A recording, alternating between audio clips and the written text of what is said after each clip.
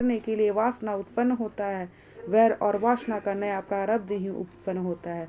अतः दूसरा बार जन्म लेना पड़ता है। जड़ भरत हर तरह से मन का अंकुश रखते हैं। तुम्हारे स्वयं ही अपने मन को अंकुश रखना होगा। तुम्हारे मन को जो दूसरे कौन परांकुश कर सकता है। रामदास स्वामी ने कहा था कि अंतिम से घूमते घूमने में शांति नहीं मिल पाती है। जड़ भरत के पिता उसे पढ़ाने लगे और सोचने लगे कि लिख पढ़ करके मेरा पुत्र पंडित होगा, किंतु इसकी पंडिताई निराली ही थी। इसकी पंडिताई सच्ची थी। सच्ची पंडिताई कैसी होती है? पर धन पर मन हरन को वैश्य बड़ी परवीन, तुलसी सोई चतुरता रामचरण लवलीन। अर्थात भरत जी यो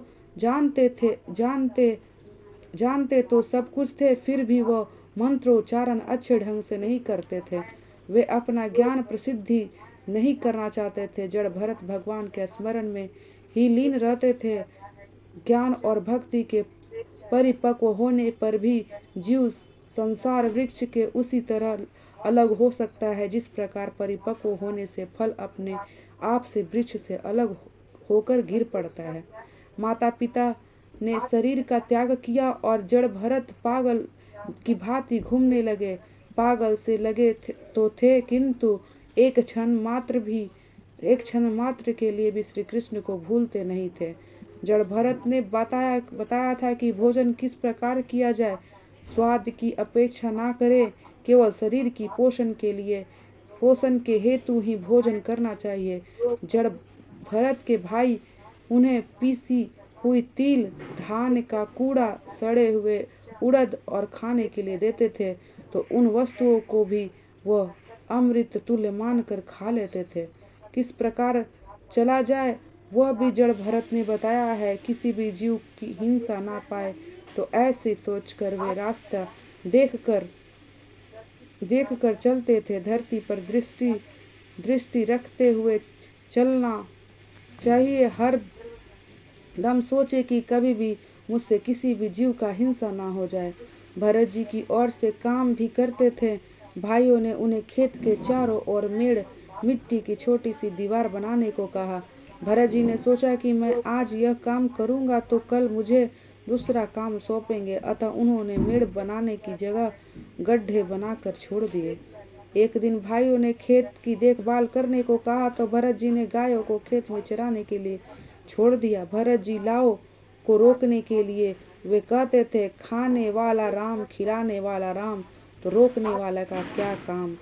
जगत के समक्ष मानो वे नाटक कर रहे थे। वे पागल है। ज्ञानी पुरुष के ध्यान में लोक संग्रह बाधा करता है। संसारिक व्यवहारिक की कहीं माया ना लग जाए, इस हेतु ही परमात्मा नारायण की आराधना करते हुए एक दिन खेत में बैठे हुए थे। एक भील राजा निसंतान थे। उन्होंने मानी हुई थी कि संतान होगी तो भद्रकाली को नर बलि को भेंट चढ़ाऊंगा। पुत्र का जन्म हुआ। राजा ने आज्ञा दिया कि किसी भी नर को ले जाओ। राजसेवक ने जड़ भरत को उस खेत में देखा। उन्होंने सोचा कि यह अच्छा तगड़ा है, इसे तो हम पकड़ ले जाएंगे। संसार के लोगों की दृष्टि में संत पागल है और संतों की दृष्टि में संसार सुख में फंसे हुए लोग पागल है। उन राजा के सेवकों ने भरत जो को पागल ही मान लिया था, उन्होंने पकड़कर भद्रकाली के मंदिर में ले आए। माता जी को बलिदान दो, किंतु किसी भी जीव का नहीं। काम क्रोध लोभ आदि दुर्गुण ही पशु हैं, उन्हीं का बलि दो। देवी भागवत में यही अर्थ बताया है कि बलिदान का भरत जी के स्नान कराया था, पुष्पमाला पहनाई गई और भोजन के लिए अच्छे पकवान दिए गए। भोजन करना पाप नहीं, किंतु स्वाद लेकर भोजन करना पाप है। भोजन साधन है और भोजन साध्य है। भरत जी भोजन करते थे, किंतु उसका भोजन भजन के लिए था। भील सोचते थे कि 2 घंटे के बाद तो इसे मरना ही है, फिर भी यह बड़े आराम से भोजन कर रहा है। इसके बाद भरत जी को मंदिर के अंदर ले गए। संत की परीक्षा उसी की मनोवृत्ति के आधार पर हो सकती है, दाढ़ी जटा से नहीं।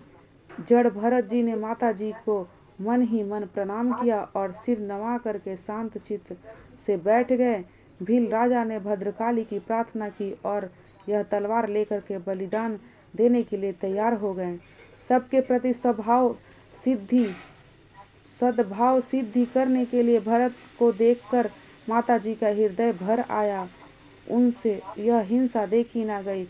भद्रकाली मूर्ति तोड़ करके प्रकट हुई और भील राजा को तलवार लेकर के उसी का मस्तक काट दिया तथा मस्तक की गोद लेकर के खेलने लगे। ज्ञानी भक्त मानता है कि शस्त्रबाहु भगवान उसी की रक्षा हेतु खड़े होते हैं। 2 हाथ वाले मनुष्य क्या रक्षा कर पाएगा। ज्ञानी भक्त माता जी को बहुत ही प्यारे होते हैं। ज्ञानी पुरुष अपने मन को एक क्षण के लिए भी ईश्वर से अलग नहीं कर देता। उसकी दृष्टि में ब्रह्ममय होती है। किसी एक के समय सिंधु देश में राजा रहुगन कपिल मुनि के पास ब्रह्म ज्ञान प्राप्त करने गए और बोले कि तत्व ज्ञान की विद्या प्राप्त करने के लिए वे पालकी में बैठकर कपिल ऋषि के आश्रम की ओर जाने लगे। पालकी उठकर चलने वाले 4 सेविका ने एक कहीं भाग गया तो राजा ने कहा कि जो भी मिले उसे पकड़ लो। वैष्णव जन भगवान भागवत इच्छा से जीते हैं। ज्ञानी का प्रारब्ध कर्म भुगतने की इच्छा से जीते हैं। ज्ञानी जन अनिच्छा के प्रारब्ध को देखते हैं तो वैष्णव जन तो उसे भगवत इच्छा के दर्शन करते हैं। साधक के लिए स्पष्ट आ गया है कि 4 हाथ के आगे दृष्टि ना चली जाए। दृष्टि के चंचल होने के मन में चंचल हो जाता है। राज सेवा पालकी उठाने के लिए जड़ भरत को पकड़ आए कि यह तगड़ा है, अतः ठीक काम आएगा। उन्होंने पालकी उठाई। जब तक आज तक कई बार स्वयं को ही पालकी में बैठते थे, वे ही आज पालकी उठा रहे हैं। उनका यह प्रारब्ध था। प्रारब्ध भुगतना ही पड़ता है। अंतिम जीवन होने पर भी पालकी उठानी पड़ी। भरत जी नीचे देखते हुए चल रहे थे कि कहीं मुझसे किसी जीव का हत्या न हो जाए। उन्होंने तो प्रत्येक जीव में भगवान का दर्शन होता था। भरत जी सोचते थे कि अब मेरा कुछ भी प्रारब्ध रहा होगा, मरेगा तो मेरा शरीर ही। मैं तो नारायण से ही मिलने जाऊंगा। मुझे सावधान रहना है। असावधान रहने से काम क्रोध लोभ आदि सिर पर सवार हो जाता है। निर्भय बनो, निर्भयता से सभी आती है। और जब जीव हमेशा परमात्मा के सानिध्य का सतत अनुभव करता है। भरत जी रास्ते में प्रभु को मानते चले गए। मन की शुद्धि करने के लिए भरत जी की आतुरता बढ़ गई। भगवान अदृश्य हो गए। भगवान के दर्शन न होने पर भरत जी व्याकुल हो जाते हैं और रोने लगते थे। मुझे जगत में भटकना नहीं है नाथ, मुझे अब आपकी शरण में लोगे। मेरा प्रारब्ध कब समाप्त होगा। अब मुझे परमात्मा के दर्शन क्यों नहीं होते हैं। इस विचार में वे रोने लगे। रास्ते में चिट्ठी दिख पड़ी तो भरत जी ने कूद जाते थे। ऐसे करने से पालकी ऊपरी हिस्सा में राजा का सिर टकराता जाता था। राजा के सेवकों ने कहा कि अच्छी तरह से चलो, किंतु असुविधा हो सकती है। उनका पुराना 3 सेवक ने कहा, हम तो ठीक से चलते हैं, किंतु यह नया सेवक ठीक ढंग से नहीं चलता है। कभी रुकता है, कभी दौड़ता है, कभी कूदता है, कभी हंसता है, कभी रोता है। यह पागल सा ही है, यही सताता है। राजा ने जड़ भरत से व्यंग से कहा, तू तो बिल्कुल ही दुबला पतला है। मेरे अंग भी कितने दुबले हैं, अतः तू ठीक तरह से कैसे चला सकता है। राहुगण ने सोचा कि अब मैं भरत पर दृष्टि रखूंगा।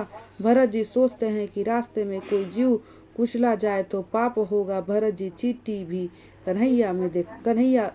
चिट्टी को भी कन्हैया में देखते हैं। कन्हैया कृष्ण किसी एक के घेरे में नहीं रहते हैं, सभी में कृष्ण का दर्शन करो, यही वैष्णव है।